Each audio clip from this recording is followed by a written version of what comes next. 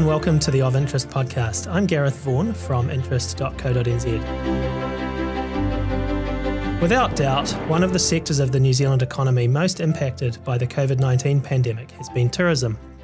With the border shut in March 2020, overseas tourism dried up, only resuming as the border reopened progressively this year.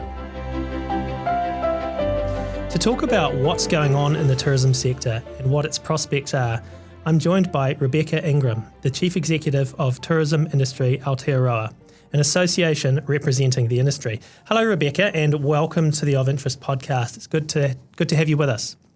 Look, it's clearly been a very challenging and extraordinary time in tourism over the last 2.5 years or so.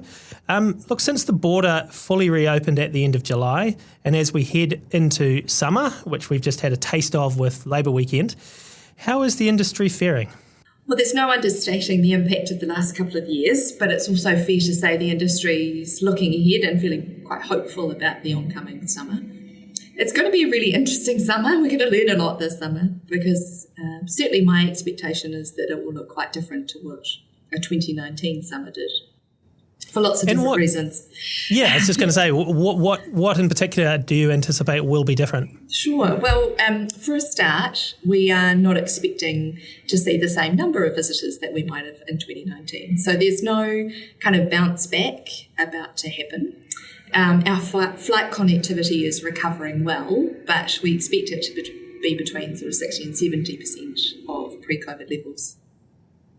From a visitor's perspective, we're starting to see really strong bookings and good interest out of Australia, the US. In fact, it looks like the US might be our star performer this summer, and the UK.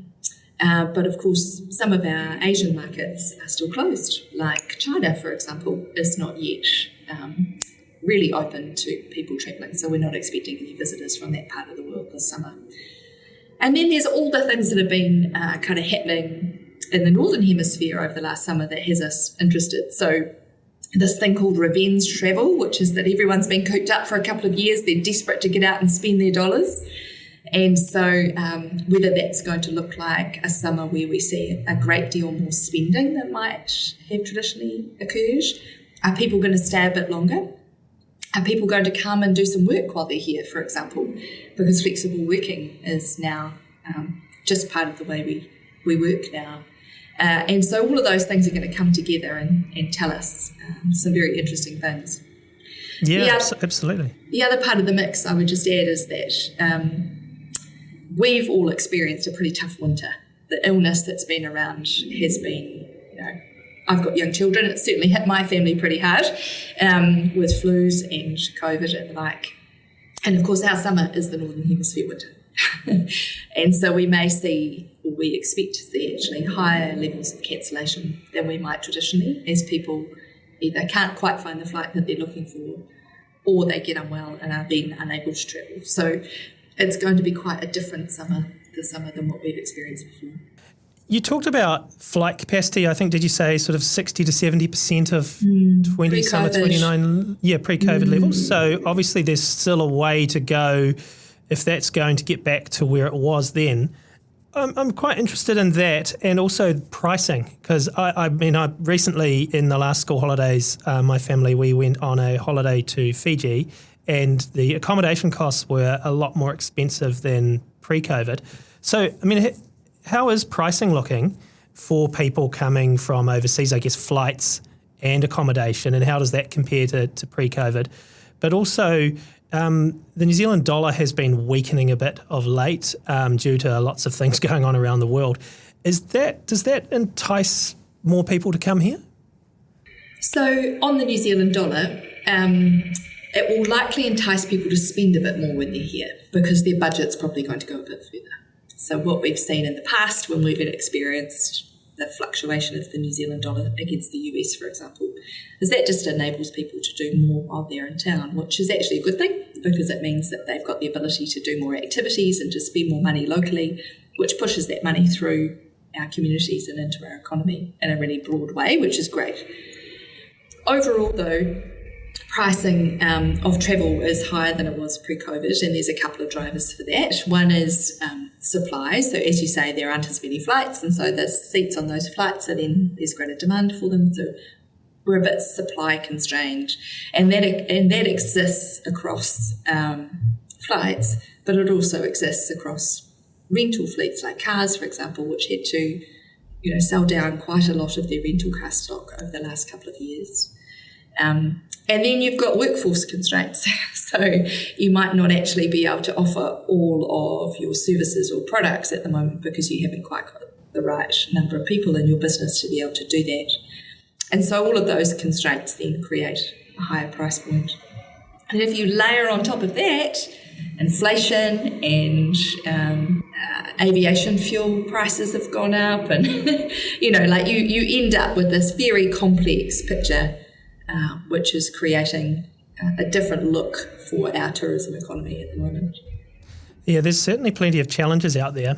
I just was curious, before we move on to other issues, just to sort of recap, I guess, on the COVID period when the border was shut. Now, just to put into context how big tourism has been. Mm-hmm. So according to Statistics NZ, pre-COVID overseas tourism, in the March 2019 year, there were 3.9 million overseas visitor arrivals. International tourism expenditure accounting for 20% of total export value and 42% of total tourism spending. So you pretty much had that switched off overnight in March 2020. How has everybody coped in the industry, and how many businesses have simply not come through? I guess there were lots of support measures put in place, the wage subsidy and other government things that they did to try and offset the loss of overseas tourism, and a lot of us here in New Zealand, when we could, travelled, so domestic tourism increased. But how challenging has it been, and how have people come through?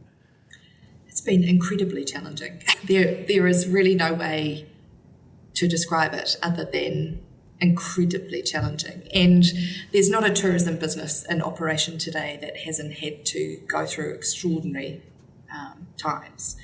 They've had to think about how they're going to evolve their business. For many of them, they've had to make very tough choices about whether or not they hibernate a business or whether or not they just close certain parts of it. And so this restart thing that we're going through at the moment, it's really not just flicking a switch.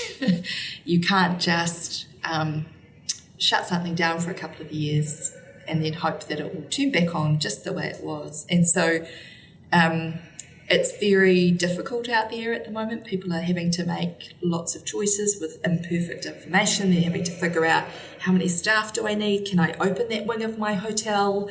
Can I offer that product now? It's been very difficult. And over the last couple of years, TIA as an association's put a lot of emphasis on mental health, because we know that over these times, particularly those businesses that are smaller, they might not have a big network of people they can lean into during tough times. Well, they can lean into us, and we can see what we can do to help them, because, gosh, some of the choices that people have been making over the last couple of years are very tough. Absolutely. You mentioned before, worker shortages. This is obviously something we hear across pretty much every industry at the moment. Even us in the media, it's an issue for us. The cafe next to our office, it's an issue for them. It's an issue for tourism. And it's not just in New Zealand either. Lots of countries are feeling this. How tough is this for tourism? And I guess in terms of finding enough people and the right people at the moment? So you're right, we're feeling the workforce pinch just like everybody else. I would hazard potentially more acutely, because we lost 72,000 people in our workforce over the last couple of years. And so what I know is about 75% of tourism businesses are currently recruiting. They're recruiting for full-time positions, so they're looking for people to come back on in a full-time capacity, but they're looking across enormous variety of roles. So you often hear people talk about front of house or housekeeping roles, but I'm telling you, you could be doing anything in tourism at the moment. You could be managing a business, you could be We need lots of beauty and massage therapists for spas and hotels. We need mechanics for rental car companies. We need, you name it, we need it. And we need it right across the country because tourism is dispersed.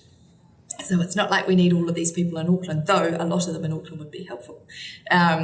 But we need someone down in Twizel, and we need someone in Wanaka, and we need someone in Russell. And so if you want to have a summer somewhere fabulous doing something you've never done before, I tell you, there's an opportunity. Well, you were talking about, when we're talking about staff, obviously pay is one of the things that comes into it.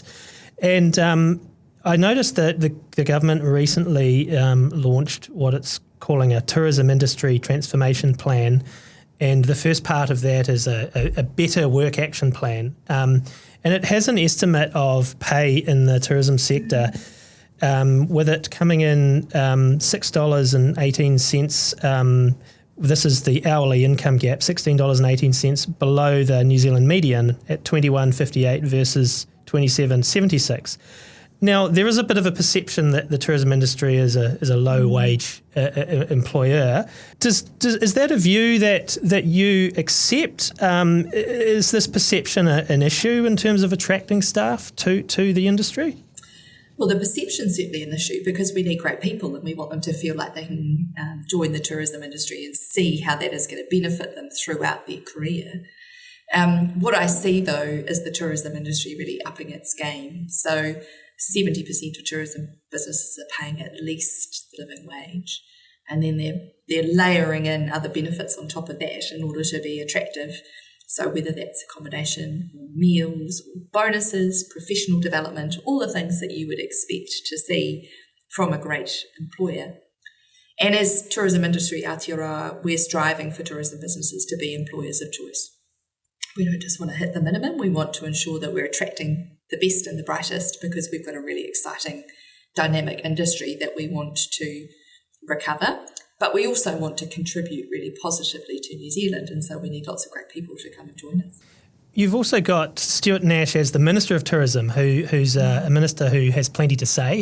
He's never short of a word or two. And he has been talking a lot, obviously, with overseas tourism restarting this year, talking about wanting to target what he terms, high-quality tourists, people who stay for 10 days or so and spend quite a lot of money, rather than perhaps backpackers or people travelling around in vans eating 2-minute noodles. I think he's talked loosely about that type of stuff. I'm not quoting him directly. And he wants New Zealand to be rated one of the top 3 aspirational tourism destinations in the world by the most discerning travellers. I'm not quite sure what he means with that last bit, but I guess that the overview of what he's talking about here, the gist of it, is the industry on board with that? So the industry's on board with attracting what we would consider to be high-value visitors. It's very consistent with the way Tourism New Zealand talks about who it's targeting. And so rather than just going out to the world and saying, if you've got an interest in New Zealand, then come on down, we're looking for those visitors who want to actively contribute while they're here. And so that's not just an economic contribution, but they probably value the way in which they engage and get close to the local culture. They're willing to learn and engage. They care about their footprint. They care about the way in which they choose to holiday. And so succinctly, we call that Te Ake Care for New Zealand, which is how it is that we invite people to travel around New Zealand in a way that cares for people in place. And so we're very supportive of welcoming those sorts of visitors, the ones who are prepared to care for people in place. But, I mean, we're still going to get backpackers, aren't we? And, I mean, I was listening to the radio this morning and there was discussion on there about cherry picking this is in the South Island, the cherry picking season approaching and how they need workers and lots of them, and quite often backpackers help fill that in. So I guess we're still going to have those people coming, and so they are still welcome, I assume? Yes, absolutely. I mean, there are different types of value, right? So you might come to New Zealand to be here for 10 days and you might choose to visit 3 or 4 locations and spend a certain amount of money, and you've offset your flights potentially, and you've got to know or you've chosen some tourism experiences that get you close to the cultural stories of that place. You might also be someone who's here for 6 months and you visit lots of regions around New Zealand. So your dollars that you're spending touch many different parts of the country and therefore impact positively on many different communities. And so we have to be mindful, I think, of needing lots of different types of visitors so that we can benefit communities in lots of different ways, whether that's, sometimes they're a visitor and sometimes they're a worker picking cherries. There's a lot of value in that. There's also been quite a lot of talk through the COVID period about the future of tourism. So, Stuart Nash has had a lot to say there, but others as well, like Simon Upton, the Parliamentary Commissioner for the Environment, have also sort of weighed in. And a lot of this is around environmental issues. So one of the things, this is something I saw that Nash said recently. He said, to achieve my vision for tourism, the system must be regenerative, giving back more to people and places than it takes. Tourism must actively enrich our communities, contribute to the health and well-being of all our diverse communities, and help protect and restore our environment. Our visitors must become brand New Zealand storytellers, and New Zealand must be recognised for our unique experiences and welcoming communities. New Zealand has the opportunity and the capability to become the most innovative and future-focused tourism destination in the world.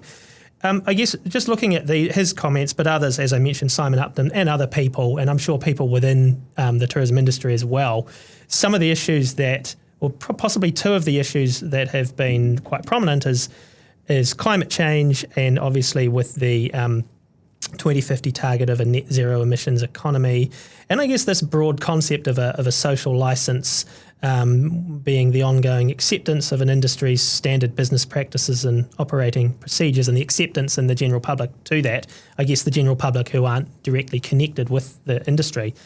There are obviously major challenges for all industries in some of this, and tourism is probably near the forefront of it again. How's the industry looking at these issues?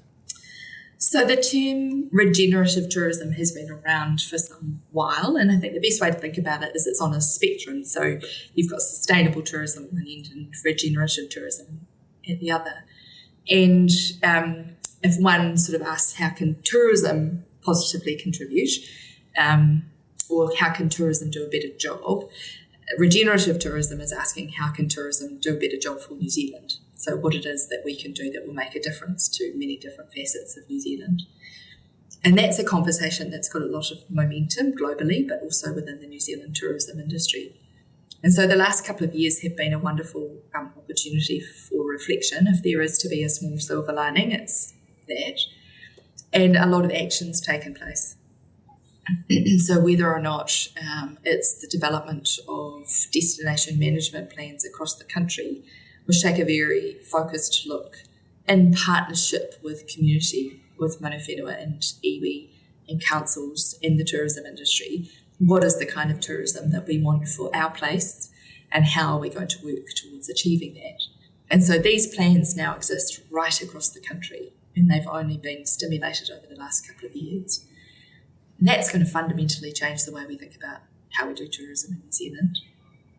Other things have happened, like freedom camping or responsible camping legislation, DOC's having lots of open conversations around its concessions at the moment and around how it might better create a positive experience on key walks like the Tongariro Crossing, for example, which we're really actively involved in that conversation.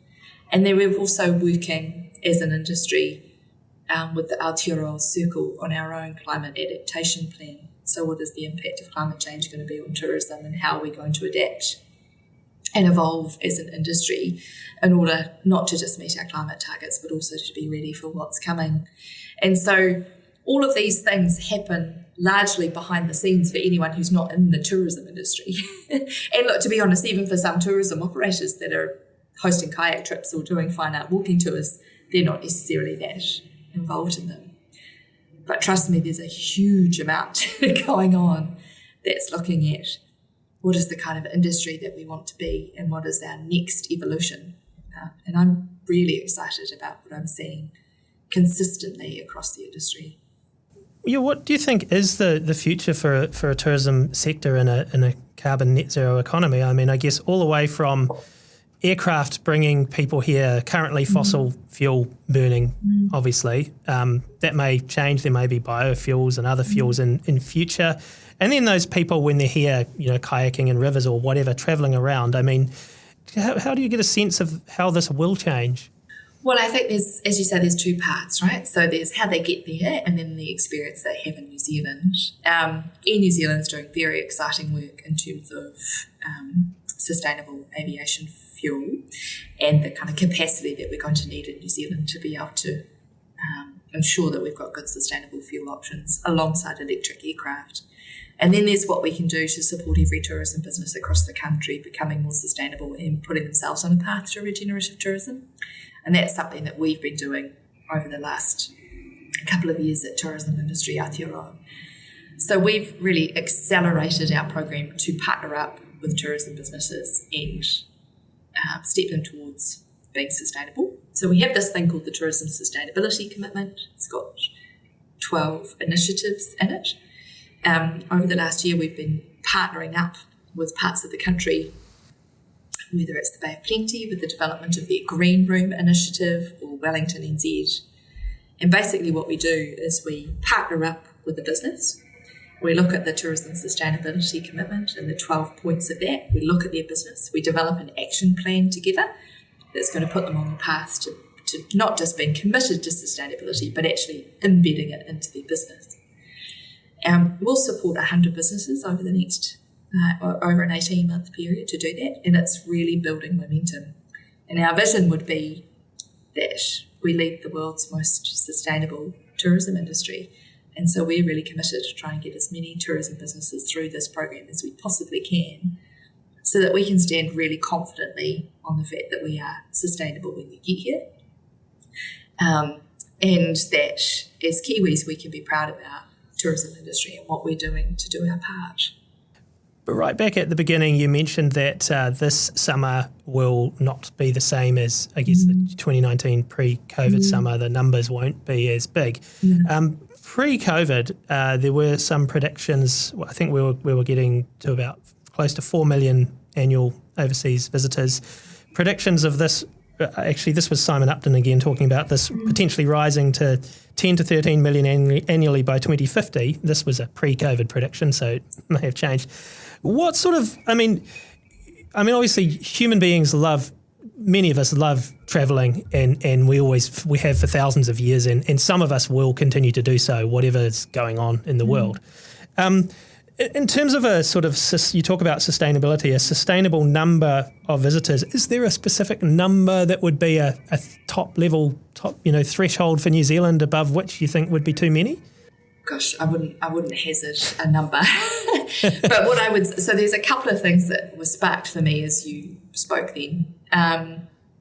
What's really important is that we recognise that tourism's a system, and so we've got to make sure all the parts of the system are working really well.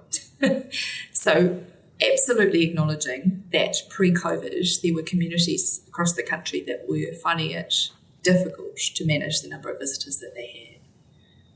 And predominantly Kiwis are concerned about 4 things: driving safely, littering, toileting, and congestion. And so we just need to take a very deliberate approach to all of those things.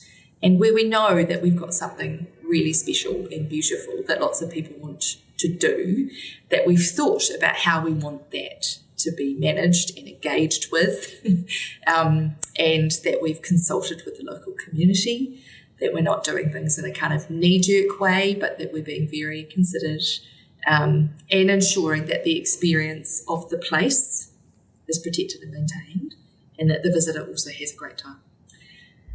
The other thing that I was spurred on there is, so even pre-COVID, international visitation made up 40% of the total tourism.